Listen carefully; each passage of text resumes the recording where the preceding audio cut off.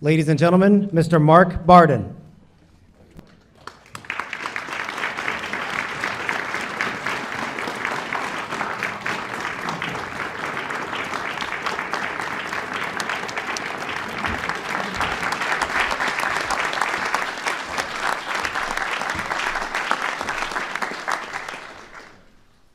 I'm in a room full of warriors and pioneers and champions, and it's such an honor. On the morning of Friday, December 14th, 2012, my sweet little boy, my 7-year-old son Daniel, was among 20 first graders and 6 brave educators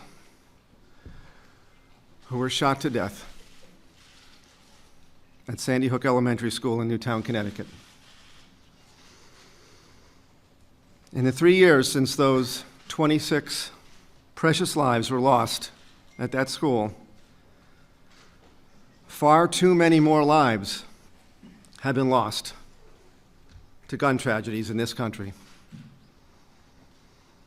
Far too many people right now who are hearing these words are grieving the loss of a loved one to gun violence. As a nation, we have to do better. We are better. We're better than this. In April of 2013, I had the honor of introducing President Obama in the Rose Garden. And unfortunately, that was to announce that a bill that had been proposed to close the loophole in the federal background check system for firearm sales had been blocked by members of Congress, some members of Congress. But President Obama delivered an address that day that was palpably charged with genuine passion and commitment. The president made a promise to not give up.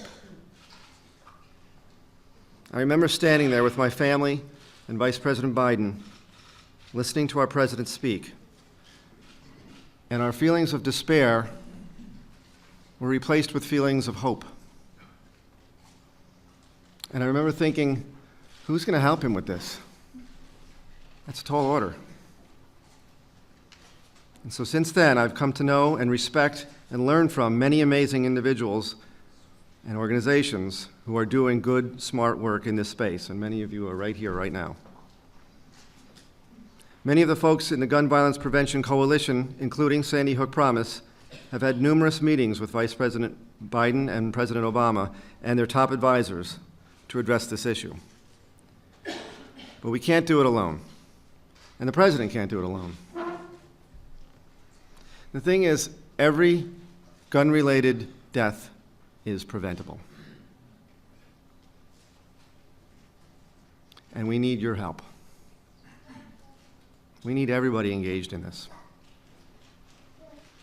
President Obama made a promise as an elected official and a promise as a father that he would do everything in his power to protect our nation's children, to make our communities safer, and curb the loss of life to gun violence in America. So today, we celebrate another example of how President Obama and Vice President Biden continue to keep that promise. It is with such great honor that I introduce to you the President of the United States, Barack Obama, and Vice President Joe Biden.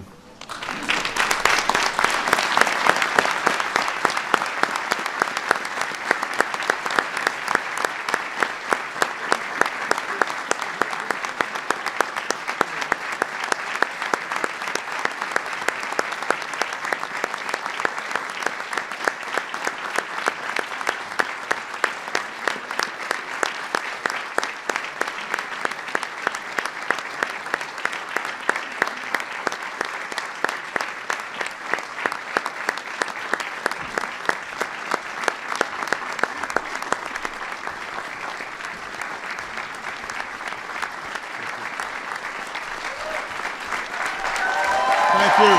Thank you, everybody. Thank you. Thank you. Thank you, everybody. Please have a seat. Thank you. Thank you, everybody. Thank you. Thank you. Thank you, everybody. Please have a seat. Thank you so much.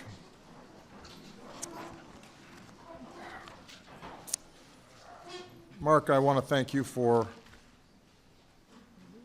your introduction. I still remember the first time we met, the time we spent together, and the conversation we had about Daniel. And that changed me that day. And my hope earnestly has been that it would change the country. Now, 5 years ago this week, a sitting member of Congress and 18 others were shot at a supermarket in Tucson, Arizona. It wasn't the first time I had to talk to the nation in response to a mass shooting, nor would it be the last. Fort Hood, Binghamton, Aurora, Oak Creek, Newtown, the Navy Yard, Santa Barbara, Charleston, San Bernardino. Too many.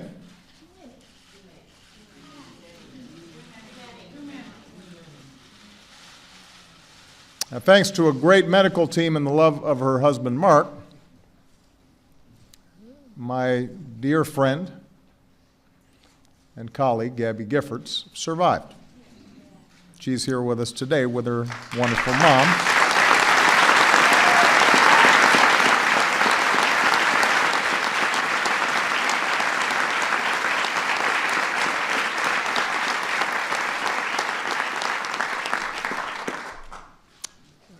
This thanks to a great medical team, her wonderful husband, Mark, who, by the way, the last time I met with Mark, this is just a small aside, you may know Mark's twin brother is in outer space.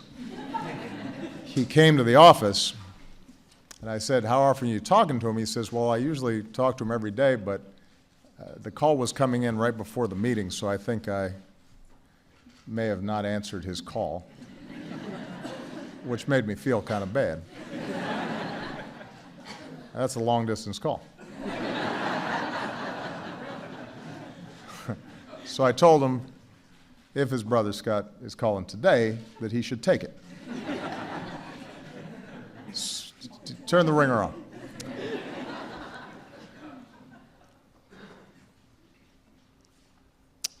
I was there with Gabby when she was still in the hospital. And we didn't think necessarily at that point that she was going to survive. And that visit, right before Memorial,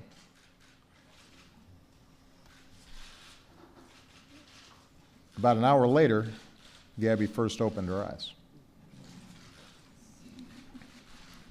Now, I remember talking to Mom about that.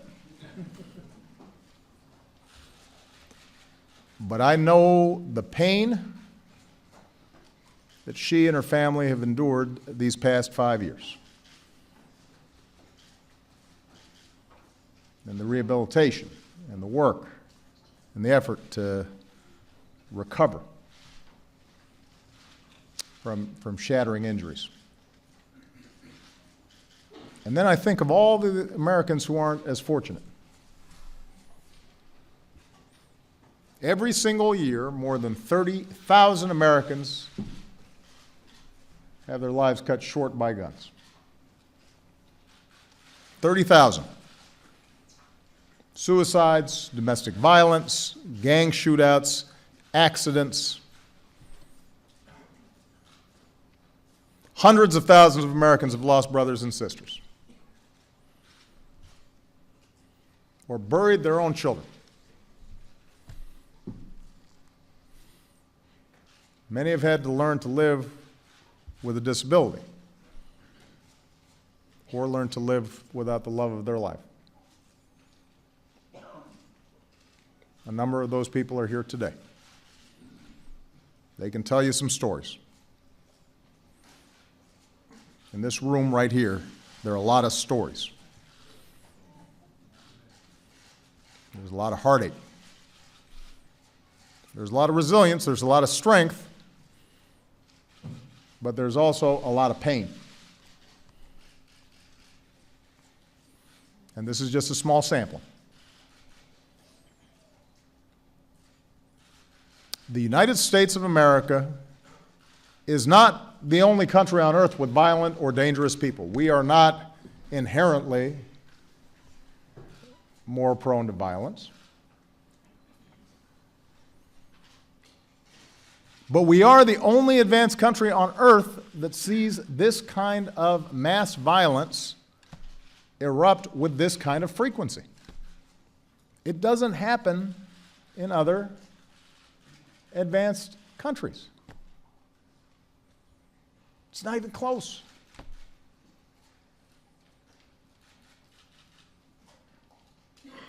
And as I've said before, somehow we become numb to it and we start thinking that this is normal.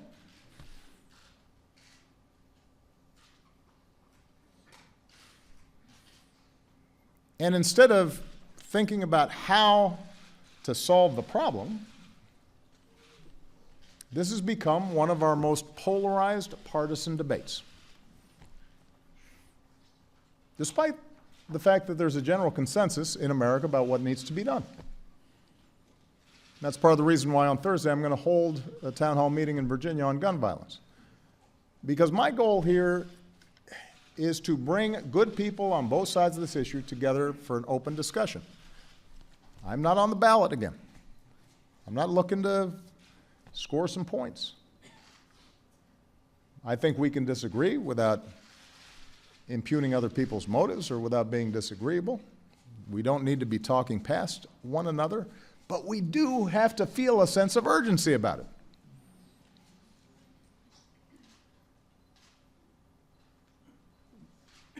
In Dr. King's words, we need to feel the fierce urgency of now. Because people are dying. And the constant excuses for inaction no longer do. No longer suffice. That's why we're here today. Not to debate the last mass shooting, but to do something to try to prevent the next one.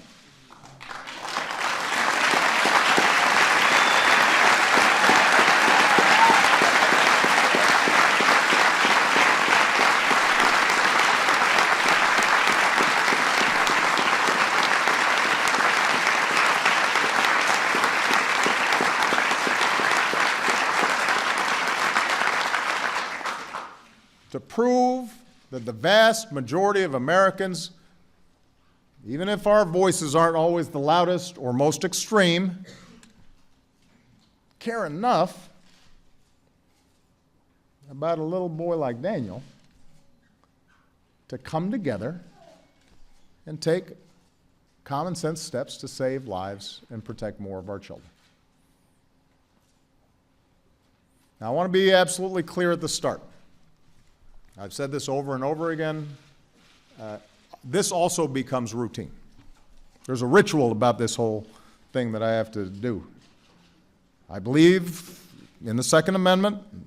It's there written on the paper. It guarantees a right to bear arms. No matter how many times people try to twist my words around, I taught constitutional law. I know a little bit about this.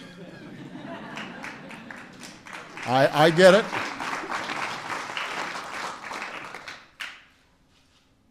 But I also believe that we can find ways to reduce gun violence consistent with the Second Amendment. I mean, think about it. We all believe in the First Amendment, the guarantee of free speech, but we accept that you can't yell fire in a theater. We understand there are some constraints on our freedom in order to protect innocent people. We cherish our right to privacy, but we accept that you have to go through metal detectors before being allowed to board a plane. It's not because people like doing that, but we understand that that's part of the price of living in a civilized society. And what's often ignored in this debate is that a majority of gun owners actually agree. A majority of gun owners agree that we can respect the Second Amendment while keeping an irresponsible, law-breaking few from inflicting harm on a massive scale. Today, background checks are required at gun stores. If a father wants to teach his daughter how to hunt, he can walk into a gun store, get a background check, purchase his weapon safely and responsibly. This is not seen as an infringement on the Second Amendment. Contrary to the claims of what some gun rights proponents have suggested, this hasn't been the first step in some slippery slope to mass confiscation. Contrary to claims of some presidential candidates apparently before this meeting, this is not a plot to take away everybody's guns. You pass a background check, you purchase a firearm. The problem is some gun sellers have been operating under a different set of rules. A violent felon can buy the exact same weapon over the internet with no background check, no questions asked. A recent study found that about 1 in 30 people looking to buy guns on one website had criminal records. 1 out of 30 had criminal record. We're talking about individuals convicted of serious crimes, aggravated assault, domestic violence, robbery, illegal gun possession. People with lengthy criminal histories buying deadly weapons, all too easily. And this was just one website within the span of a few months. So we've created a system in which dangerous people are allowed to play by a different set of rules than a responsible gun owner who buys his or her gun the right way and subjects themselves to a background check. That doesn't make sense. Everybody should have to abide by the same rules. Most Americans and gun owners agree. And that's what we tried to change 3 years ago, after 26 Americans, including 20 children, were murdered at Sandy Hook Elementary. 2 United States senators, Joe Manchin, a Democrat from West Virginia, and Pat Toomey, a Republican from Pennsylvania, both gun owners, both strong defenders of our Second Amendment rights, both with A grades from the NRA. That's hard to get. Work together in good faith, consulting with folks like our Vice President, who's been a champion on this for a long time, to write a common sense compromise bill that would have required virtually everyone who buys a gun to get a background check. That was it. Pretty common sense stuff. 90% of Americans supported that idea. 90% of Democrats in the Senate voted for that idea. But it failed because 90% of Republicans in the Senate voted against that idea.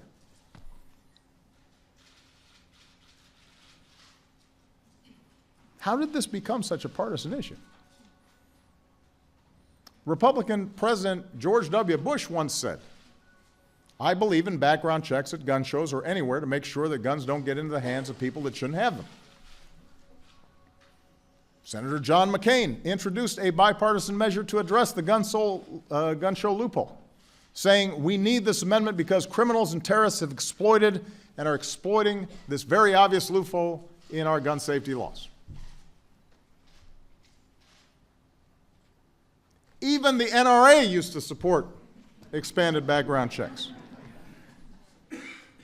And by the way, most of its members still do. Most Republican voters still do. How did we get here? How did we get to the place where people think requiring a comprehensive background check means taking away people's guns?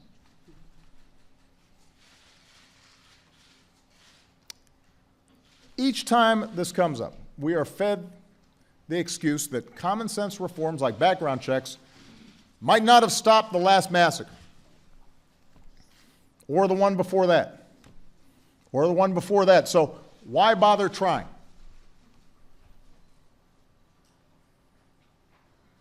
I reject that thinking.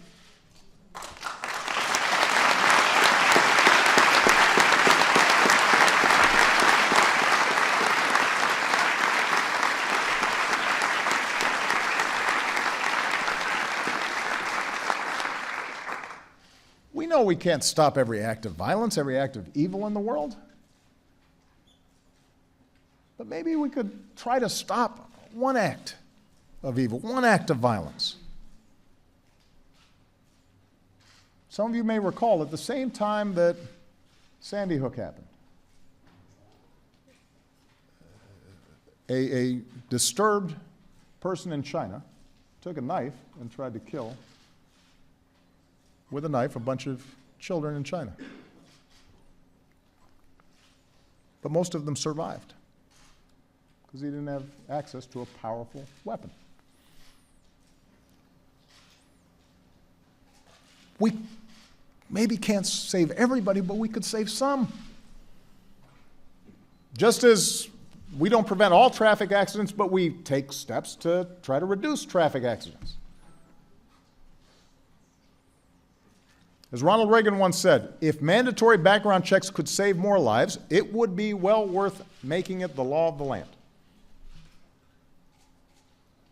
The bill before Congress 3 years ago met that test. Unfortunately, too many senators failed theirs.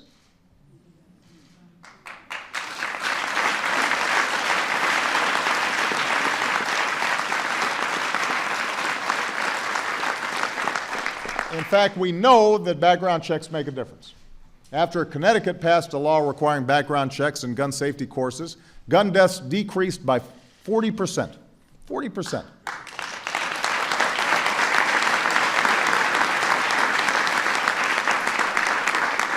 Meanwhile, since Missouri repealed a law requiring comprehensive background checks and purchase permits, gun deaths have increased to an almost 50% higher than the national average.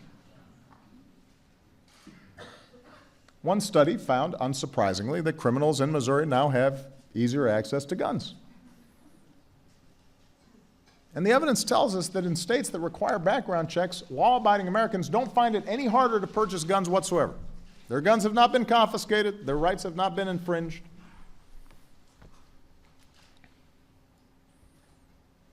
And that's just the information we have access to. With more research, we could further improve gun safety, just as with more research, we've reduced traffic fatalities enormously over the last 30 years. We do research when cars, food, medicine, even toys harm people so that we make them safer. And you know what? Research, science, those are good things. They work. They do.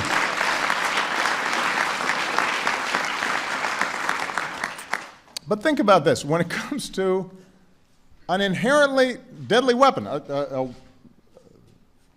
nobody argues that guns are potentially deadly.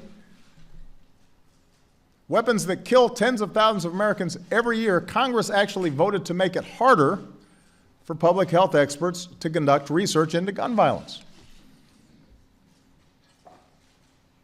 Made it harder to collect data and facts and develop strategies to reduce gun violence. Even after San Bernardino, they've refused to make it harder for terrorist suspects who can't get on a plane to buy semi-automatic weapons. That's not right.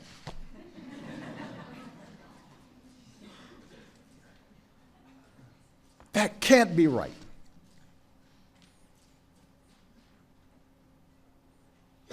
So the gun lobby may be holding Congress hostage right now, but they cannot hold America hostage.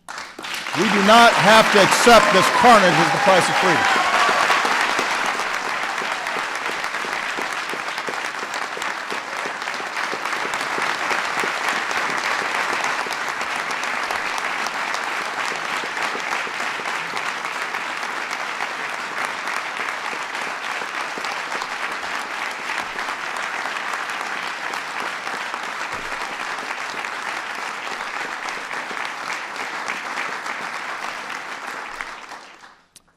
want to be clear, Congress still needs to act. The folks in this room will not rest until Congress does.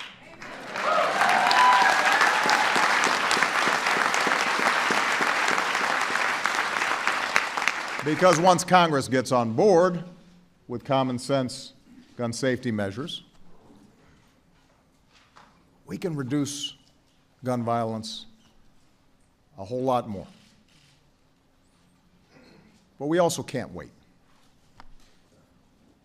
Until we have a Congress that's in line with the majority of Americans, there are actions within my legal authority that we can take to help reduce gun violence and save more lives. Actions that protect our rights and our kids. After Sandy Hook, Joe and I worked together with our teams, and we put forward a whole series of executive actions to try to tighten up the existing rules and systems that we had in place. But today we want to take it a step further. So let me outline what we're going to be doing. Number one, anybody in the business of selling firearms must get a license and conduct background checks or be subject to criminal prosecutions.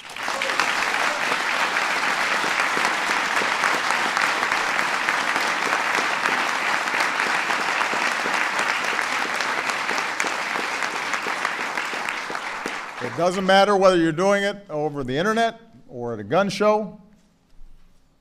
It's not where you do it, but what you do. We're also expanding background checks to cover violent criminals who try to buy some of the most dangerous firearms by hiding behind trusts and corporations and various cutouts. We're also taking steps to make the background check system more efficient. Under the guidance of Jim Comey and the FBI and our Deputy Director, Tom Brandon at ATF, we're going to hire more folks to process applications faster, and we're going to bring an outdated background check system into the 21st century.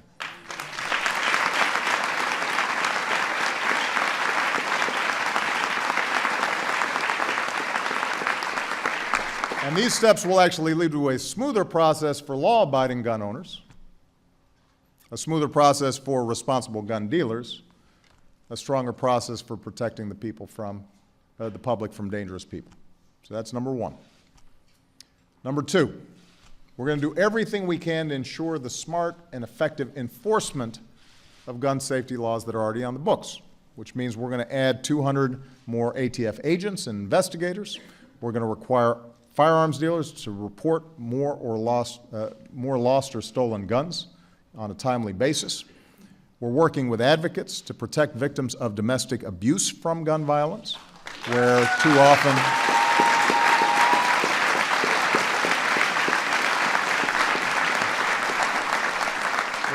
often people are not getting the protection that they need.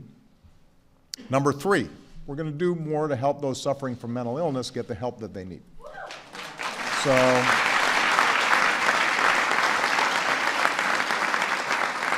high-profile mass shootings tend to shine a light on those few mentally unstable people who inflict harm on others, but the truth is that nearly 2 in 3 gun deaths are from suicides. So a lot of our work is to prevent people from hurting themselves. That's why we made sure that the Affordable Care Act, also known as Obamacare, finally, that law made sure that treatment for mental health was covered the same as treatment for any other illness. And that's why we're going to invest $500 million to expand access to treatment across the country.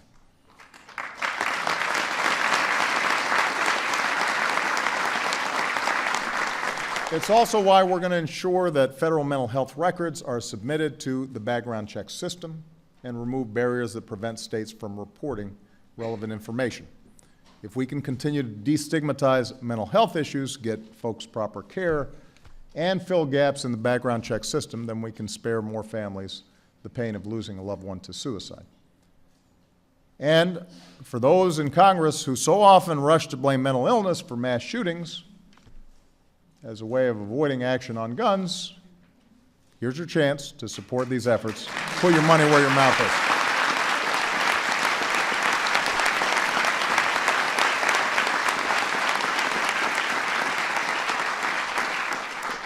Number 4, we're going to boost gun safety technology. Now, today, many gun injuries and deaths are the result of legal guns that were stolen or misused or discharged accidentally. In 2013 alone, more than 500 people lost their lives to gun accidents, and that includes 30 children younger than 5 years old.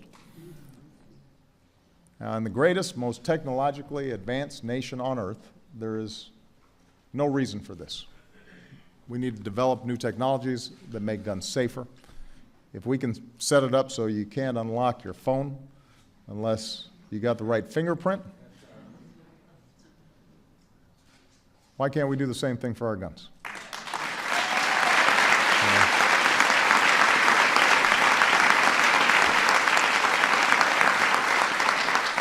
If there's an app that can help us find a missing tablet, which happens to me often, the older I get.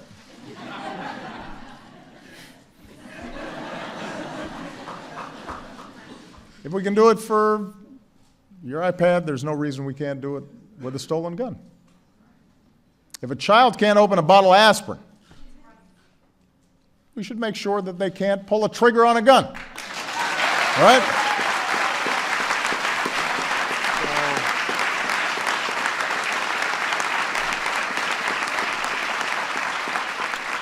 So we're going to advance research. We're going to work with the private sector to update firearms technology. And some gun retailers are already stepping up by refusing to finalize a purchase without a complete background check, or by refraining from selling semi-automatic weapons or high-capacity magazines. And I hope that more retailers and more manufacturers join them, because they should care as much as anybody about a product that now kills almost as many Americans as car accidents. I make this point because none of us can do this alone. I think Mark made that point earlier. All of us should be able to work together to find a balance that declares the rest of our rights are also important. Second Amendment rights are important, but there are other rights that we care about as well, and we have to be able to balance them. Because our right to worship freely and safely, that right was denied to Christians in Charleston, South Carolina, and that was denied Jews in Kansas City, and that was denied Muslims in Chapel Hill and Sikhs in Oak Creek. They had rights too.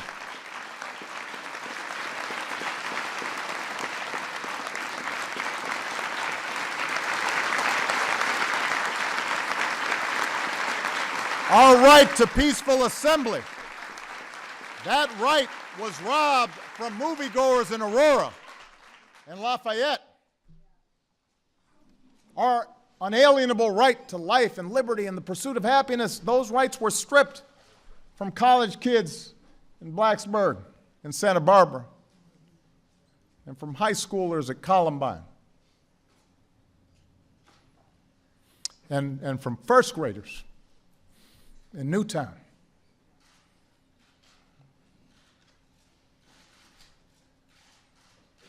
First graders.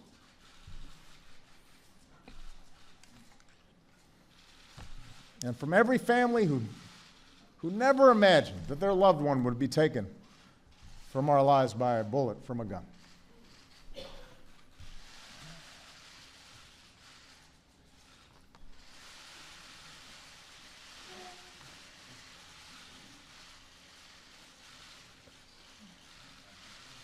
Every time I think about those kids, it gets me mad. And by the way, it happens on the streets of Chicago every day.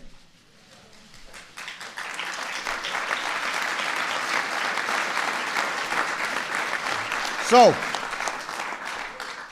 all of us need to demand a Congress brave enough to stand up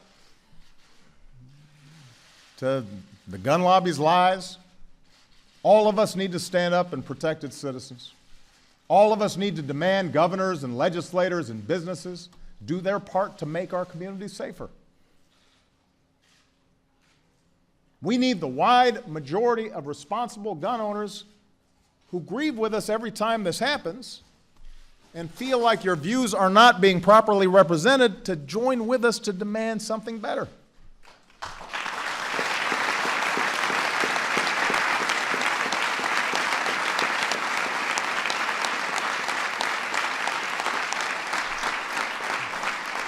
And we need voters who want safer gun laws and who are disappointed in leaders who stand in their way to remember come election time.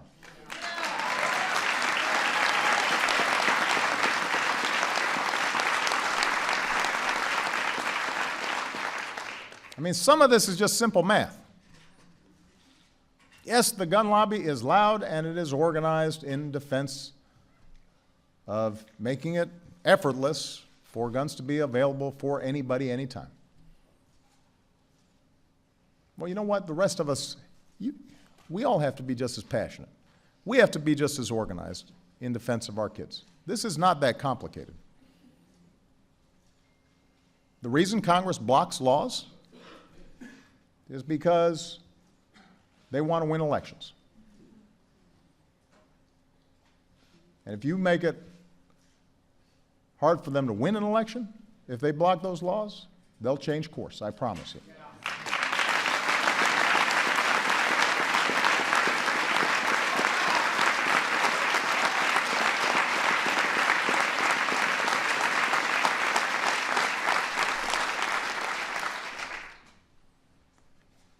And yes, it will be hard. And it won't happen overnight. It won't happen during this Congress. It won't happen during my presidency. But a lot of things don't happen overnight. A woman's right to vote didn't happen overnight.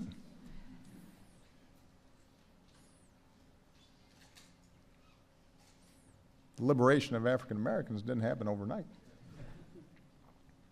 LGBT rights, that was decades worth of work. So just because it's hard, that's no excuse not to try. And if you have any doubt as to why you should feel that fierce urgency of now, think about what happened 3 weeks ago. Xavion Dobson was a sophomore at Fulton High School in Knoxville, Tennessee. He played football, beloved by his classmates and his teachers. His own mayor called him one of their city's success stories. The week before Christmas, he headed to a friend's house to play video games. He wasn't in the wrong place at the wrong time. He hadn't made a bad decision. He was exactly where any other kid would be. Your kid. My kids. And then gunmen started firing. And Xavion, who was in high school, hadn't even gotten started in life, dove on top of 3 girls to shield them from the bullets. And he was shot in the head. And the girls were spared. He gave his life to save theirs. An act of heroism a lot bigger than anything we should ever expect from a 15-year-old.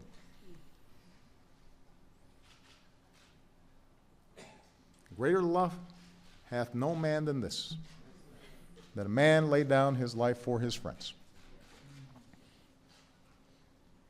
We are not asked to do what Xavion Dobson did.